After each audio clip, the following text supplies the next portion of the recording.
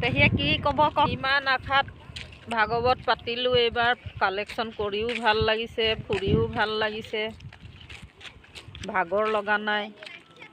এনেও হৰি নামত ঘূৰিলে ভাগৰ নালাগে সেয়াকে আৰু গোটেই চবকে নিমন্ত্ৰণ কৰি আহিছোঁ আৰু ভাগৱতত যাতে চবকে আমি লগ পাওঁ সেৱা কৰি ভাল পাম ভাল লাগিব সিমানকে ক'লোঁ আৰু ৰাতিপুৱাই কালেকশ্যনলৈ ওলালোঁ এতিয়া ভাল লাগিছে আজিয়ে লাষ্ট দিন কালেকশ্যন ইমানটোৱে কম আহিব কৈ আপুনি আপোনাৰ বন্ধুখিনিক মাতক ন আপুনি মাতক কি কৈ দিম মই কওক কি ক'ব ভাগৱতলৈ আহিব কৈ আমি 12টা বজাত ওলাইছোঁ কালেকশ্যন কৰিবলৈ ভাল লাগিছে যেতিয়া কালেকশ্যন কৰি ইমান দেৰিলৈকে হ'ব আৰু কৰিম আৰু দেৰিলৈকে হ'ব আজি গধূলিলৈকে শেষ কৰি দিম আৰু 4টা বজালৈকে কৰিছোঁ আৰু গধূলিলৈকে কৰিম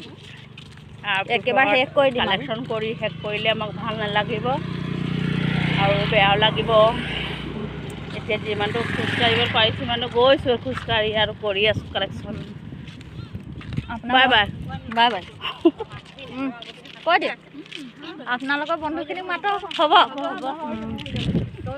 হ'ব বোলে এহেঁতি নামাতে আপোনালোকক গম পায় এই পিছৰ 3জনী চিনি থক এই 3জনী আপোনালোকক নামাতে বোলে ভাল লাগিলে কালেকশ্যন কৰি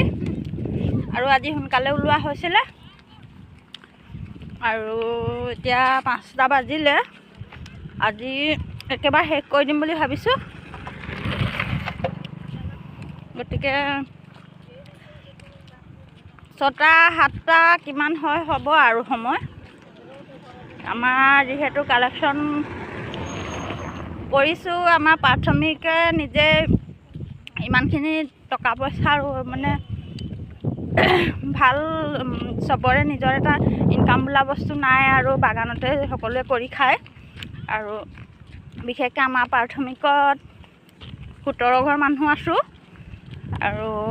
সকলোৱে বাগানত কাম কৰে বাগানত কাম কৰা টকা জানেই আৰু দিন হাজিৰা কিমান গতিকে আমাৰ আৰু মানুহকেইজনো লাগি আছে আজি এমাহ 1.5 মাহৰ পৰা হাতে কামে সকলোৱে কাম কৰি আছে আৰু তেওঁলোকক সহায় হওক বুলি আমিও বহুত দূৰে কৰি আছোঁ আজি গাঁওখনত সামৰিছোঁ কিন্তু আকৌ বেলেগ ফালে কৈছে আৰু এটা সপ্তাহ আছে দিন যেতিয়া আমাৰ ইফালেও আহি যোৱা গতিকে কালি যাব পাৰোঁ নেকি যদি যাম তেতিয়া আপোনালোকে ভিডিঅ' দিম আৰু আপোনালোকে নহাং নাথাকিব আহিব সঁচাকৈ ভাল লাগে যিকোনো ৰাজ্যৰ কাম এটা কৰিবলৈ এনেতো দিনটো সোমাই থাকিলেও ঘৰৰ কাম আজৰি নহয় ৰাজ্যৰ কাম কৰিছোঁ যেতিয়া ঘৰৰ কামো হৈছে ৰাজ্যৰ কামো হৈছে কিবা এটা ভাবি বহুত দিনৰ পৰা ভাবি আছিলোঁ আমি পাতিম বুলি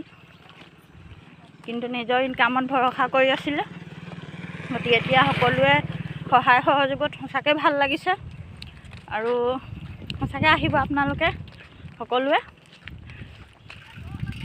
ভাল লাগিব আজি ৰাতিলৈকে কৰিম বুলি ভাবিছোঁ গাঁওখনত